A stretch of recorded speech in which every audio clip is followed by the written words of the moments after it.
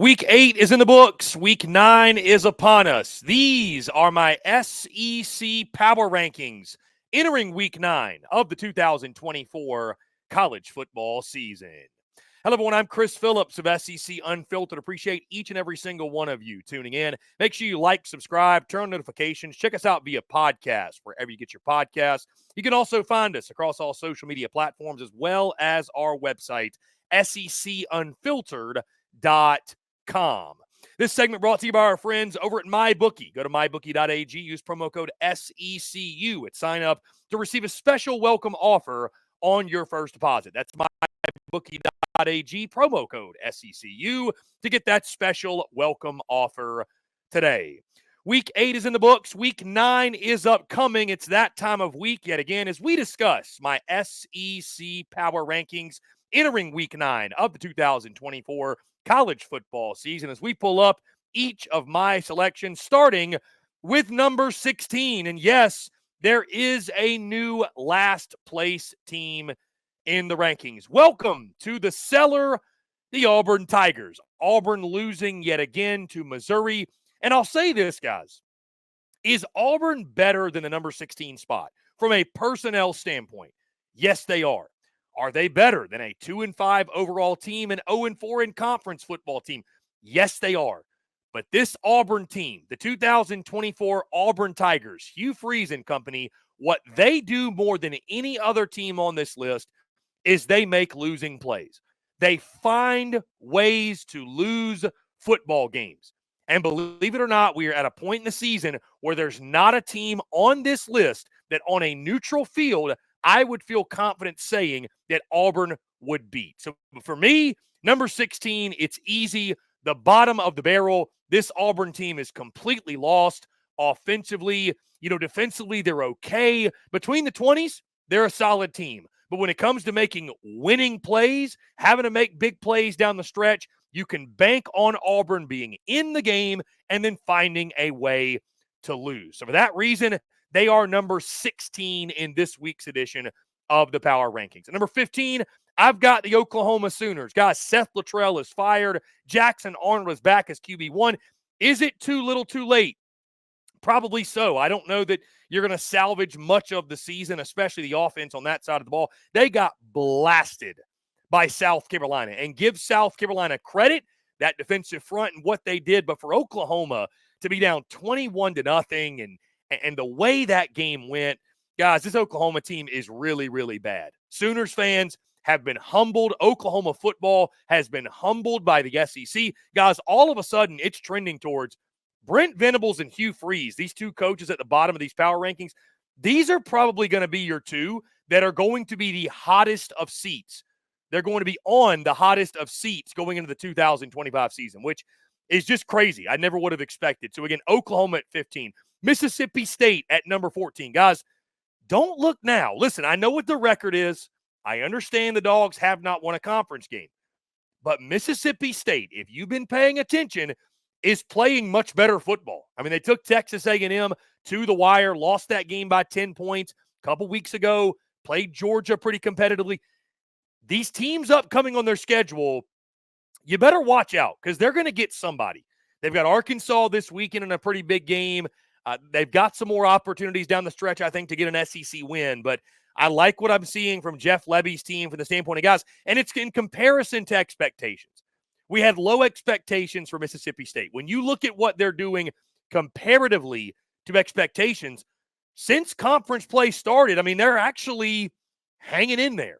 This weekend against Arkansas, certainly one of the best opportunities to get an SEC win on the season. Number 13, I've got the Kentucky Wildcats. Guys, this has got to be one of the most disappointing teams in the SEC this season.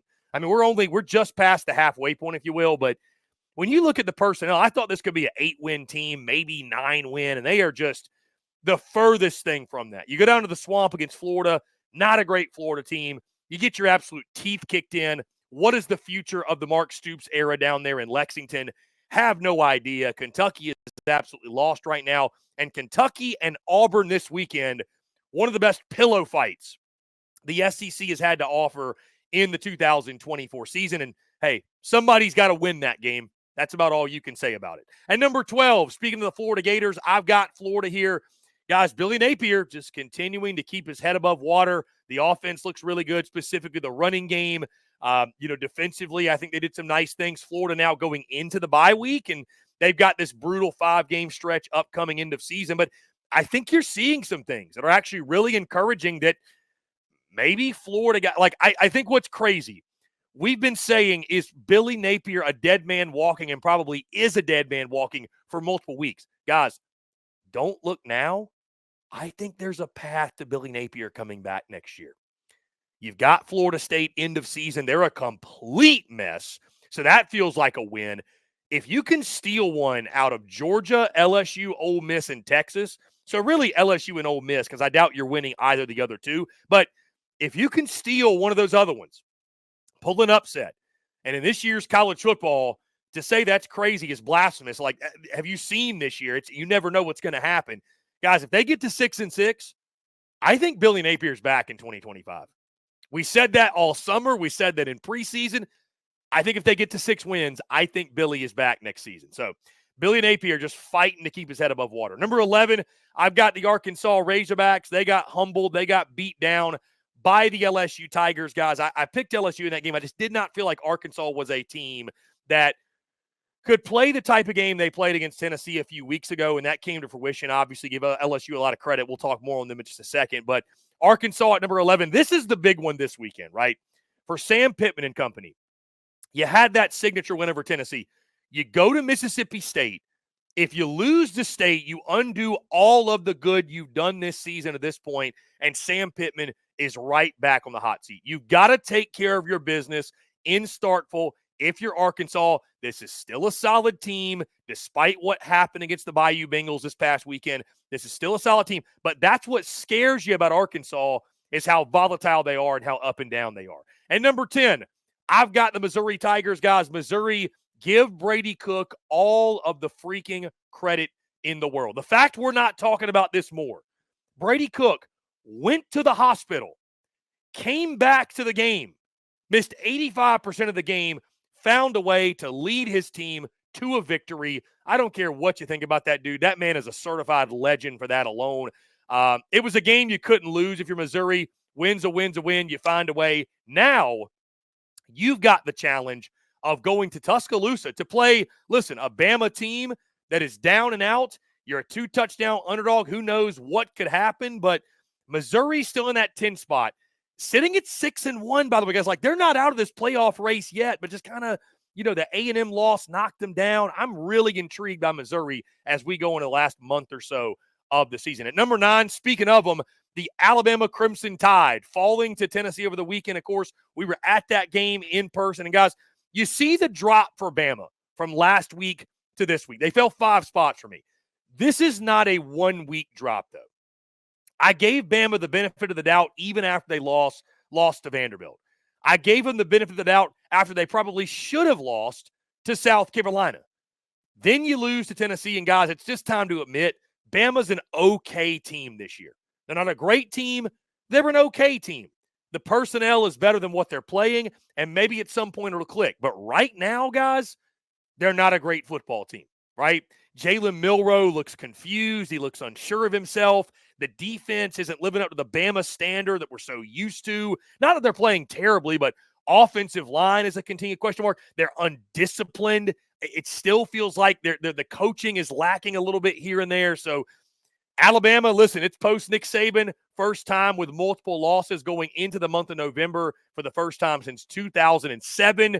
Hey, Alabama fans, welcome to the reality that is just being a fan of a normal college football team.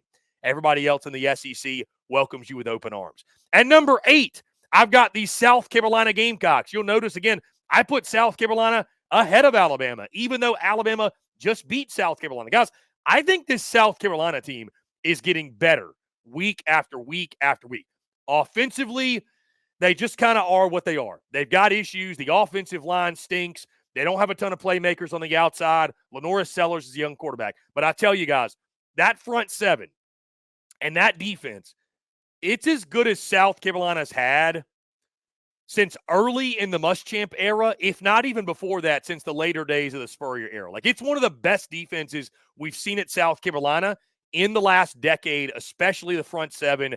I mean, guys like Stewart, Kennard, Demetrius Knight, and give a lot of credit to the folks there in Columbia, especially the ones affiliated with the NIL that went out, upgraded the roster, upgraded the talent, because you're seeing that shine on the field for the Gamecocks. Huge win for them, not just beating Oklahoma, but the way you beat Oklahoma. Feeling really good about yourself going in the bye week. Got Texas A&M upcoming following the bye in a night game at Williams-Brice Stadium. South Carolina is going to be dangerous down the stretch. At number 7, I've got the Ole Miss Rebels. Ole Miss coming off their bye. Huge matchup against the Oklahoma Sooners, like I mentioned. Kind of feels like a get-right opportunity. You know, Ole Miss, still a lot to play for, even though they got 2 losses. I think this is probably the game we see Ole Miss kind of break out. They're well-rested. They had played 7 games in a row going into 2 weekends ago against LSU. That was their 7th consecutive game. They finally got an opportunity to catch their breath. I haven't completely given up on this Ole Miss team quite yet. I still think they've got some more bullets in the chamber. We'll see this weekend. 20-point favorites, 20.5 or so, depending on the book you look at against Oklahoma.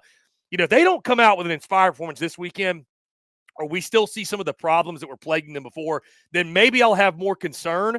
But I'm not selling all my stock yet on Ole Miss at number 7. Number 6, listen, I got the Vanderbilt Commodores, man. Some people, oh my gosh, this is blasphemy. How can they be ranked so high?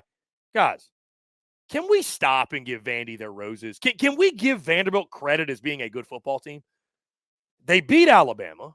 Then they go on the road the following week. They beat Kentucky when everybody thinks they're going to sleepwalk through the game. By the way, they beat a Virginia Tech team that's still in the race in the ACC right now in their season opener, right? I mean, let's give credit where credit's due. Like, this Vanderbilt team, they're not fluking their way through the season. This is a quality football team. They are. They are. Now, they got a big opportunity. We'll be there in person this weekend in Nashville when the Doors take on the Texas Longhorns. But, guys, this is a good football team. Give Clark Lee his credit. Offensively with Diego Pavia, he is the straw that stirs the drink, both in the running and the passing game. And then defensively, of course, what Clark Lee has done in taking over that defense looks night and day different from what we saw a season ago. Also, give them credit for some of the portal additions and specifically the portal hits they had that have helped them out this year. But Vanderbilt, number 6, they deserve the credit. They deserve the praise. Vanderbilt is a top half of the league team this year in the SEC. And if you disagree, you don't know ball. Number 5, I got the Texas A&M Aggies. A&M a team. Big one this weekend, just like we all drew it up, right? Texas A&M LSU for the top spot in the SEC, both undefeated. A&M gets a solid win at Mississippi State when you consider the fact that's been a house of horrors for them. Aggies go into Stark. We'll find a way to get the dub. I'm still kind of sitting here with a curious eye, guys, looking at A&M. Like, who are you really? Like, is this A&M team really prepared to make a run of the college ball playoff? Or, you know, was the Mizzou game kind of just a one-off and, you know, more so the Connor Wigman we saw against Mississippi State, and that's more who he is. And they're a good team, not a great team. A&M's going to get their chance this weekend. I'm still a little bit skeptical on some things when it comes to the Aggies.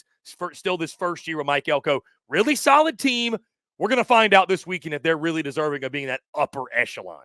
Number 4, I've got the Tennessee Volunteers. Guys, I think Nico grew up big time in that second half against Alabama. He was far from perfect. He missed some wide open guys. With that being said, Nico Iamaleava nutted up and made some throws when he had to. He grew up in that second half. What you saw was a quarterback progress, mature, and listen, the more reps you give him, the more live bullets, at some point, the light bulb moment's going to click. He's going to start clicking in these moments. I think you saw that to a degree. Still wasn't the best version of Nico we're going to get, but you saw him make some of those big throws. His receivers, Chris Brazzell with that catch in the end zone, you got to give him a lot of credit because Tennessee wasn't making those difficult catches in the weeks previous. You're able to go down there, score that touchdown. Tennessee's got the running game and the defense of an elite. If they get Nico going, this team's as dangerous as anybody in the SEC. At number 3, I've got the Texas Longhorns, guys. Of course, Texas was number 1 for me last week and the weeks previous. They fall to 3 after getting humbled by the Georgia Bulldogs. Now, guys, let me say this. Georgia ain't the first, and they sure ain't going to be the last that gets humbled and gets beaten by Kirby Smart in Georgia. So that being said, I didn't drop them down to 6 or 7 or 8. I'm not selling all my Texas stock. I still think Texas is right there in the thick of this thing as a college football playoff contender. We'll see if they can withstand the SEC Unfiltered tour in Nashville on that note. But either way, realistically, still think Texas is a really, really good team. I don't think they should be punished harshly for falling at the hands of Georgia. You got to give the Dogs a lot of credit. We will get there in just a second. But Texas, welcome to the SEC. That was the welcome to the SEC moment for the Longhorns, and you got to be built different to hang with the top dogs in this conference, and I think Texas learned that the hard way, especially on the home field. Number 2, guys, I got the LSU Tigers, man. Listen, I've been high on LSU pretty much all year long. People will look at them and say, oh, but they're chaotic. They're up and down. Who isn't chaotic in this conference this year? You know what LSU does? They're chaotic, but they win. They find ways to win games. And I'll say this, coming off, by the way, that game in Fayetteville, I'd say that was their most complete performance of the season to this point. I mean, I thought what they did at Arkansas, going into a hostile environment, Arkansas was fired up. They were rallying around, looking at that game as a huge opportunity for them. Garrett Nussmeier and the offense play well. They're efficient defensively. Whit Weeks has emerged as an absolute freak. Got some of the most sauce in this conference, by the way. Blake Baker's been the answer defensively. LSU's starting to really hit their stride. Now they got to go into Kyle Field. 0-3 in their last 3 stops at Kyle Field. They've had trouble winning there. We'll see what happens. I lean LSU in the game, but a big opportunity for the Bayou Bengals. And at number 1, a familiar face makes their return to the top of the power rankings, the Georgia Bulldogs, who I think still at this point, guys, I think at this point, after the win over Texas, they are creme de la creme. I mean, Georgia is the standard. Georgia is, even with their struggles this season, you look at that Georgia team. Guys, the bottom line is this. And Georgia hadn't been great in weeks prior. And listen, I've had egg on my face all week. I picked Texas to win by double digits. Couldn't have been more wrong. It was a very humbling reminder. Kirby Smart is still Kirby Smart. This is why he gets paid the big bucks. When we talk about him as a master motivator, one of the best in the business at doing so is getting his team ready to play, whatever the circumstance is. It's moments like that. It's moments like that you look at and say, that's why Kirby Smart. That's why I consider Kirby Smart the best coach in college football. It's moments like that, the way he can get his team prepared, ready to go, chip on the shoulder. Listen, they're far from perfect, but I think right now Georgia is the best team in the SEC, and certainly they are deserving of being number 1 in this week's SEC power rankings. So, guys, how would you rank them? Do you agree with me? Do you disagree? How do you rank the teams of the SEC going into week 9 of the 2024 college football season? Guys, that's going to do it all for me. Appreciate each and every single one of you tuning in again. Make sure you like, subscribe, turn on notifications. Check us out via podcast. Wherever you get your podcast, you can also find us across all social media platforms as well as our website, secunfiltered.com. Until next time, guys, I'm Chris Phillips of SEC Unfiltered. Appreciate each and every single one of you tuning in, and we will catch you on the other side.